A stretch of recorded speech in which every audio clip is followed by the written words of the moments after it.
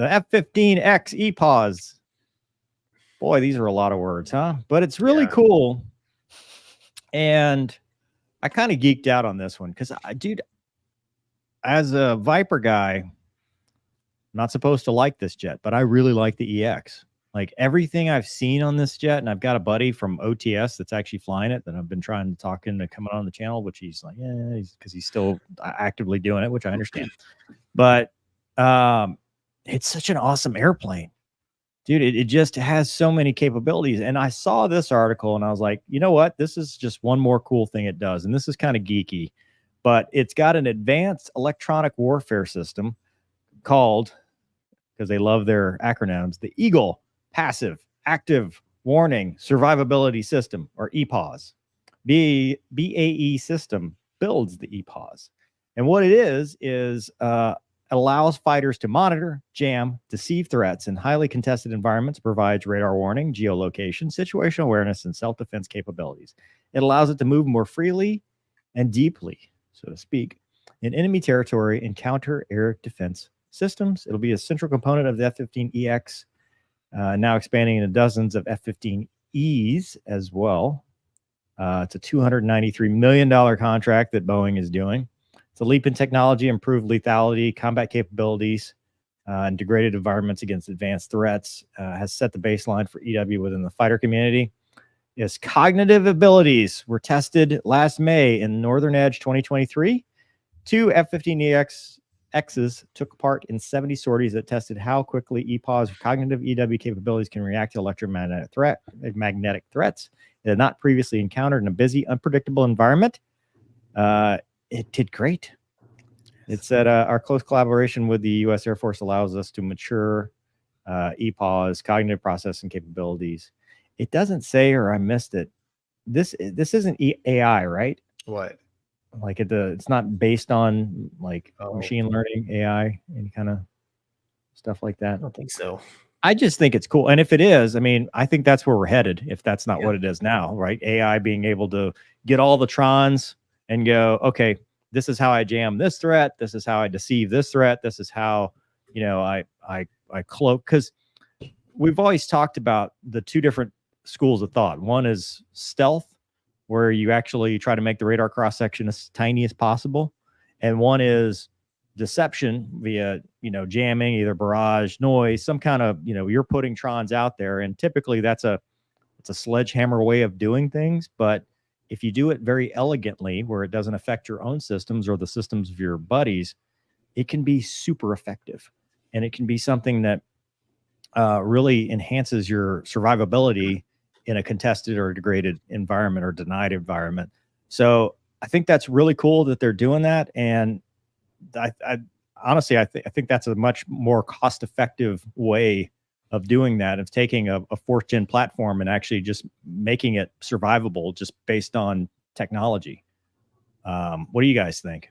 Yeah, I think it's the price factor, right? Like someone just asked about Raptors. Like, why not just build more Raptors? No. Yeah, the other cool thing, I mean, you talk about taking the 4th gen jet and putting all the electronic stuff in it. The nice thing about all the jamming and whatnot is that stuff can change, right? So as the bad guys, you know, figure out ways to detect you, you can electronically change your jam. You don't have to completely redesign your airplane, right? I mean, you design a stealth airplane, they figure out how to track it. Well, you know, I think makes, like you said, cost effective. I mean, when I was a new Hornet guy, I think I mentioned it before.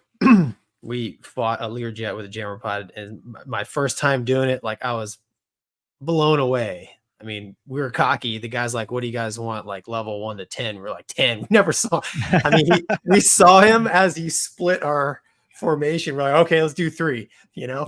So it's, you know, and he just had a pod on it, and that, you know, I was like, oh, wow.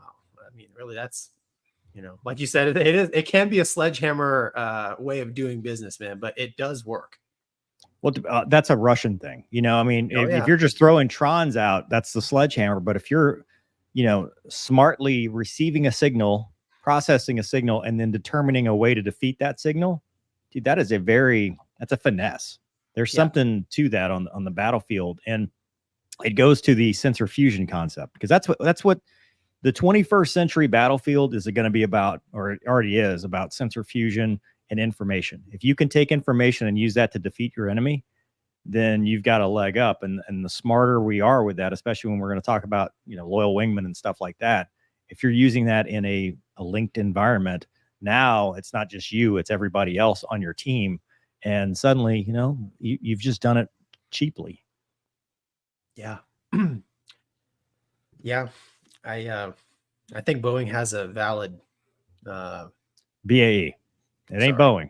Boeing's paying BAE. It's BAE's doing this. This is I mean, combined with the EX, I'm saying it's a I get it. You're trying not to suicide yourself. I understand. You don't want to try to make up for all the stuff from earlier. You don't want to. Okay. I love Boeing. I need to be wearing my Boeing shirt. I was going to say, why don't you have a Boeing shirt on? I need a Boeing shirt on. Boeing #1. A hat. Yeah, the hat. Yeah. I don't know. But yeah, Mover, I mean, you're right. That EX itself is awesome. And then when you apply, this to it, it's like, holy cow.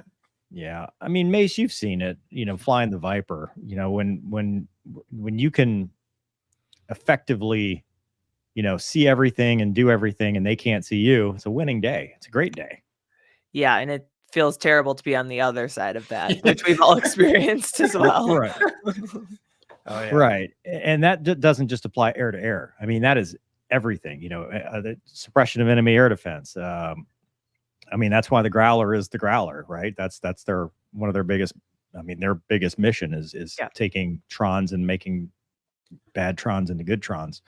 But the idea that, you can take an airplane and do it in a cost-effective manner, that was the Russian doctrine from the beginning. That's why, you didn't really see a stealth until Su-57, because, we were like, we're going to buy Raptors and F-35s. And they're like, yeah, well, we'll put a big jammer on this, Su-30 and good luck. See you at the merge. Exactly. So, and then then ESOs came out, and radar tech has improved. I mean, anything's defeatable. You just have to be able, like Gonky said, to be able to upgrade. It's easier to upgrade with a, software update. Refresh the app. Okay, we're good. That's amazing to me to hear that from you, Gonky. What? Of all the people talking about refreshing an app. Because I had to do that today for my virtual mailbox. I was like, why aren't I getting in my mail anymore? And I called the customer service, like, refresh your app. I said, fixes everything. That's like the new equivalent of, is it plugged in? Yeah. Pretty much. Yeah. And is your phone on? Oh yeah. Okay. The only thing I will say, though, the downside of this is when it quits working, you're in trouble. Unlike stealth, which is kind of inherent, where you may have that capability all the time as long as they haven't defeated it. But odds are, your radar cross section is always going to be small, so it's always going to make it a little bit more challenging for them to find you. But if this thing, how many times have you had a jet system that's like, well, that's broke, I'm just flying with this? Oh, never. Every time. Yeah. Pretty much. I mean, Mace, you flew the ALQ 213 and the Block 30. It's like, well, some of it works. I mean, sometimes, sometimes it works great. Sometimes, okay. I mean, I assume this will work most of the time for at least a while. Yeah, that's true. It is brand new, so it's under warranty. Right. Because Boeing makes all great things new off the flight line. Everything they make, everything works, man. When it's brand new, it's perfect. They have no issues whatsoever. All right.